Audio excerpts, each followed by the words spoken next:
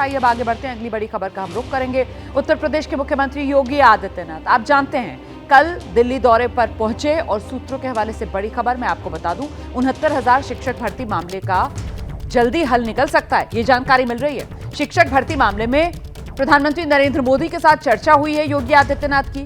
इस मामले का राजनीतिक हल निकालने पर बात हुई है, सूत्र ये जानकारी दे रहे हैं। और बहुत संभव है कि उपचुनाव से पहले ही इस मामले का हल निकाल लिया जाए, यहां तक की खबर सामने आ रही है। उत्तर प्रदेश उपचुनाव के लिए 9 सीटों पर जो वोटिंग होनी है, 13 नवंबर को मतदान होगा और उससे पहले 69,000 शिक्षक भर्ती मामले का हल सियासी तौर पर निकल सकता है। सीधे आपको लेकर चलेंगे, हमारे साथ हमारे सहयोगी विवेक राय इस समय मौजूद हैं। जरा विवेक से ही जानते हैं। विवेक, कहां तो ये मामला सुप्रीम कोर्ट पहुंच चुका था, लेकिन अब जिस तरीके से प्रधानमंत्री नरेंद्र मोदी के साथ मुख्यमंत्री योगी आदित्यनाथ ने मुलाकात की है, मतलब 69,000 शिक्षक भर्ती मामले में सरकारी स्तर पर कोई बड़ा फैसला लिया जा सकता है, हल निकल सकता है, इसी के संकेत?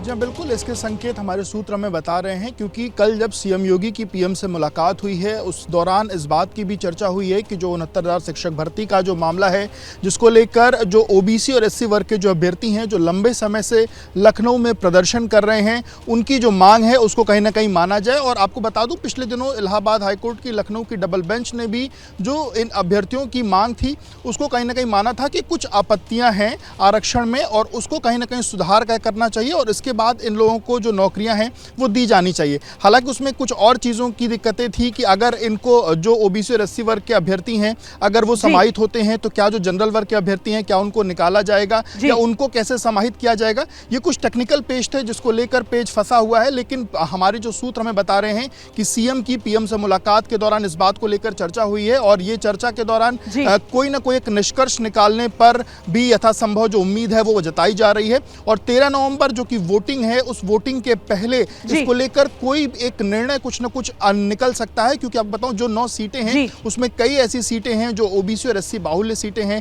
जहां पे ये मतदाता काफी बड़ी संख्या में हैं। बहुत धन्यवाद विवेक आपका।